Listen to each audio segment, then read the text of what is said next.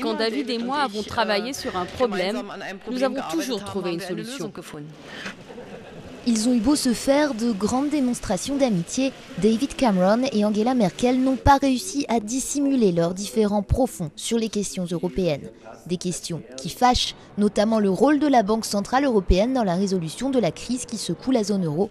Sur ce sujet, comme sur les autres points de friction, aucun rapprochement n'a été fait. David Cameron a même poussé l'Allemagne à infléchir sa ligne. C'est évidemment une période difficile, on le voit sur les marchés, mais je ne sous-estime pas une minute l'engagement de pays comme l'Allemagne et les autres de la zone euro à assurer le succès de l'euro. Alors que le Premier ministre britannique souhaite donner plus de pouvoir à Bruxelles, la chancelière voit dans la crise une chance d'approfondir l'intégration européenne, ce qui signifie renforcer la discipline budgétaire des États et surtout ne pas donner plus de pouvoir à la BCE. Je crois que nous n'avons pas donné de réponse suffisante à la question de l'avenir de la zone euro. Une position que bien peu de membres de l'Union européenne partagent pour l'instant. Jeudi, un grand quotidien économique allemand a même parlé d'un pays esseulé en évoquant le combat solitaire de l'Allemagne pour la stabilité en Europe.